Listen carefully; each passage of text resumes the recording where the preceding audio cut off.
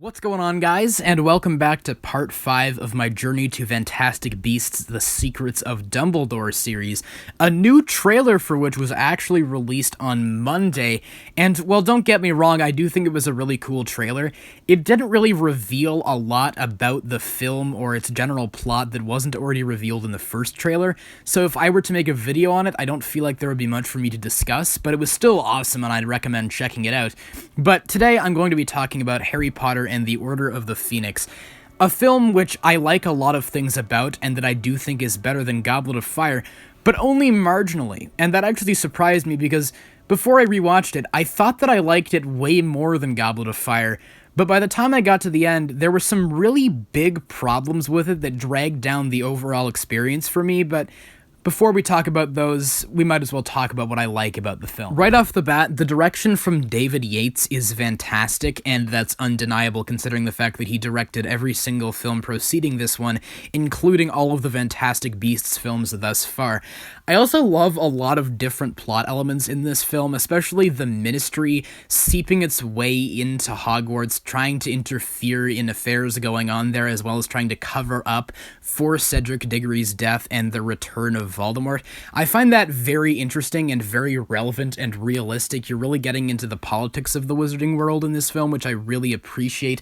I also love Harry stepping up and training all of the different students in Defense Against the Dark Arts, because it really does send a good message about unity. The entire film is really about unity and all of these characters coming together. At the end of the film, despite the fact that it is a rather corny line, Harry says, "But even though we've got a fight ahead of us, we've got one thing that Voldemort doesn't have. Something worth fighting for." And Harry consistently wants to go out on his own, but his friends are unwilling to leave his side. And I love that. And I also love that, in a way, Harry is using his trauma and putting it through a good outlet. He's taking the trauma that he has stored up from all of his past experiences and is putting it to good use. He's using what he's learned through his traumatic experiences to help others, and I also feel like that's a very good message that this film conveys. This film also introduces a whole slew of great new characters. One example being Dolores Jane Umbridge, who is such an incredible character because of how hateable she is.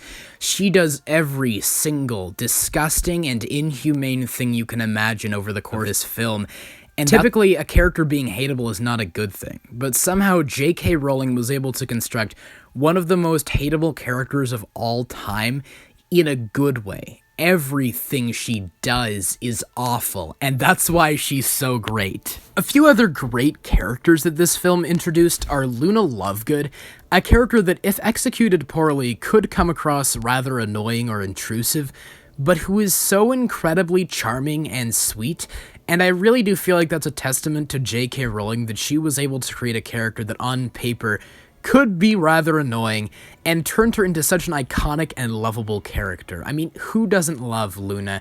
And Bellatrix Lestrange is another character that on paper is not the most interesting or deep, but that is really carried by Helena Bonham Carter's performance. She's so lovingly insane in this film. Throughout the entire final battle, she's just laughing maniacally, and that's hilarious. She is great throughout all of her appearances. I also love that despite being the shortest in the franchise, this film really does give a lot to character. There are a lot of great individual character moments in this film that I cherish, particularly with Neville Longbottom. If you didn't know, he's my favorite character in this series, so getting to see him build up confidence as a result of Harry's training, and getting a more personal look at his character once Bellatrix Lestrange escapes from prison, being the primary person responsible for the torture of his parents, I think is great. There isn't nearly as much depth to him as there is in the book, where there was the possibility he could have been the Chosen One because both he and Harry were born in the month of July. If you haven't read the book, then you have no idea what I'm talking about, but there was the possibility that he could have been the Chosen One, and you don't get to see them go to St. Mungo's and see the horrible effect that the Cruciatus Curse had on his parents. It's really tragic. There's nothing nearly as heavy as that in this film, but I do have to appreciate that he has the most going on as a character in this film thus far in the series. A few other great character moments in this film are when Fred and George are comforting a younger student after essentially being tortured by Umbridge, which leads to their vandalization of her rule of Hogwarts being all the more satisfying.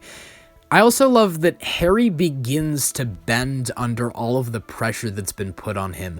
He's a character that has a tremendous amount of weight on his shoulders, and in this film he actually begins to doubt himself. He snaps at Dumbledore and breaks down to Sirius in Grimmauld Place, saying that he's concerned he's becoming a bad person, and Sirius has to reassure him that he is at heart a good person.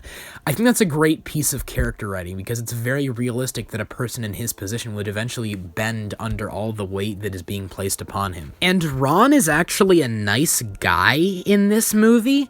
He was a pretty solid dude for the first 3 films, but in the prior film he started becoming a jerk, and from the next film until the end of the series he practically remains an asshole, but in this movie he's actually a good friend. From the very beginning he sticks up for Harry when Seamus Finnegan starts picking on him, and he comforts him when he needs it. He's all around a good guy. That's about all I have to say positively about this film. There was a lot, as you may have noticed, but by the time I got to the 3rd act of this film, I began to realize its biggest problem, and that is essentially the opposite problem of Goblet of Fire. You may remember in my Goblet of Fire review last week, I stated that the main plot was well executed, but that everything surrounding it was muddled and unfocused.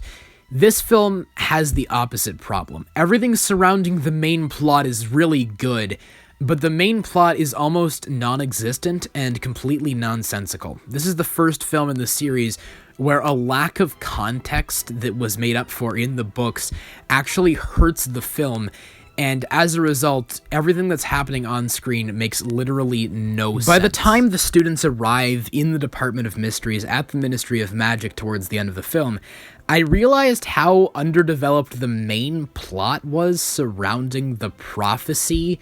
Harry keeps having these weird nightmares of the Department of Mysteries throughout the film that Voldemort is giving him, and at one point Nagini attacks Arthur Weasley, which actually turned out to be real. So once again, towards the end of the film, Harry has another one of these nightmares where Sirius is being tortured by Voldemort, and rightfully so, he is concerned for Sirius's safety because the last time he had one of those nightmares, it turned out to be reality. Once this occurs in the book, Harry breaks into Umbridge's office with the intent of communicating with Grimmauld Place. He does get through to Grimmauld Place and is greeted by Kreacher, who informs him that Sirius is no longer there. However, we find out later via Dumbledore that he was actually lying, and afterwards he informed Voldemort that Harry was going to the Department of Mysteries, which is how the Death Eaters knew that he was going to be there. But in the film adaptation, they do break into the office, but they don't get the chance to communicate with anyone because Umbridge interrupts them. And then, once Umbridge is about to torture Harry, Snape intervenes, and Harry informs him via Morse code, essentially, that he believes Sirius is being held in the Department of Mysteries.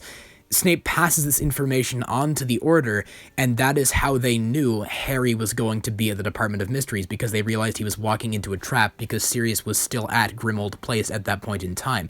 That makes sense, but what doesn't make sense is how the Death Eaters knew that Harry and Dumbledore's army were going to be there, because Harry in the film never got the chance to communicate with Kreacher, so I guess they just showed up there and knew they were going to be there. And even beyond that, the whole prophecy thing literally makes no sense.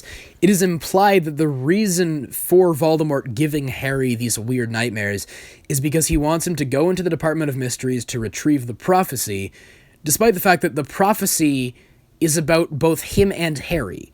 So why can't he just glide in there and pluck it off the shelf? It doesn't have to be Harry specifically, does it? I never understood that, and what's even more confusing is that once Harry arrives, he believes the prophecy is in a specific location, but then Neville is like, yo, Harry, it's actually over here.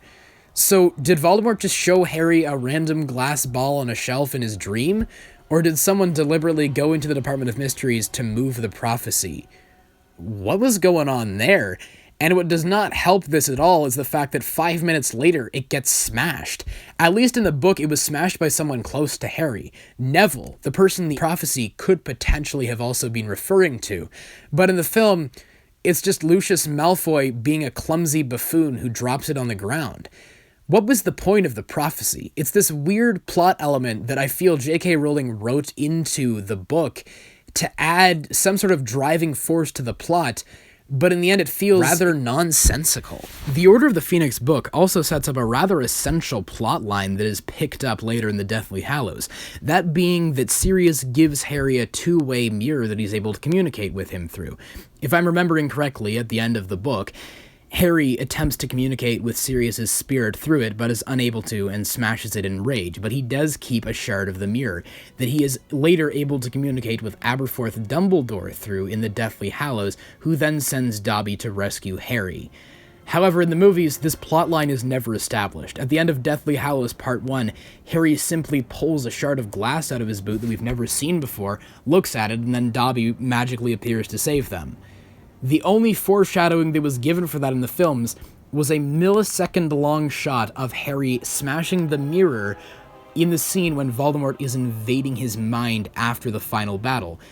Not to mention that doesn't make any sense because Harry didn't smash the mirror until after that scene in the book, but even as is, they didn't take the time to develop it. The books had more time to develop the story, but in these films they rush over rather essential plot points, and it's very detrimental to the story. The film also feels rather inconsistent in the way that it views the audience's intelligence level if they have not read the book. For example, in the book, when Umbridge is about to torture Harry, she explains to him that she was the one that sent the Dementors to attack him at the beginning.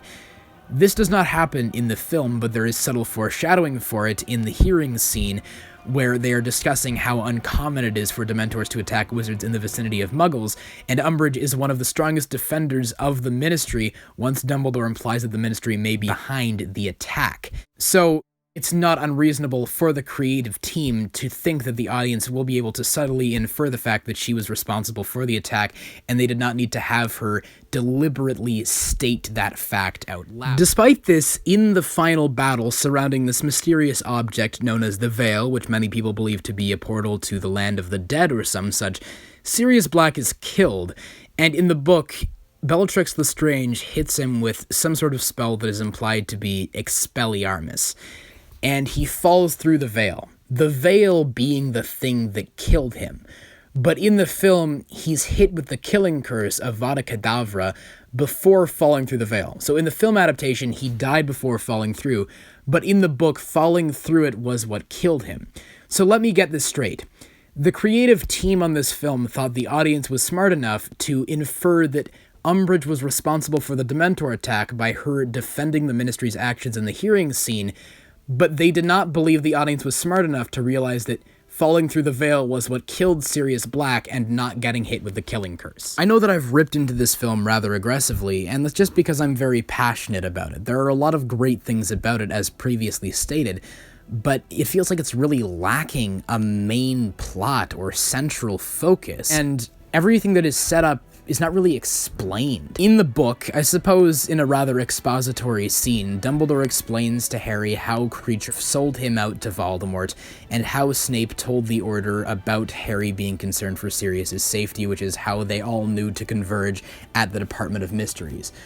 But in the film, there's no explanation.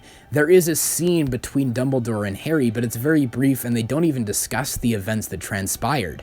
I feel like they really did need to explain all of these plot lines because as is, they're left completely unresolved. I understand that film is a visual medium and you want to cut down on the exposition as much as possible, but in this case, Order of the Phoenix is such an expository book that I feel explaining some things was really a necessity. With all of that said, though, I still think that Order of the Phoenix is a very entertaining and well-made film with some really great elements, but I don't feel like it all comes together in the end.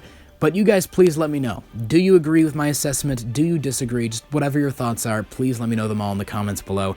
And of course, as always, I hope you guys have a great day. Take care.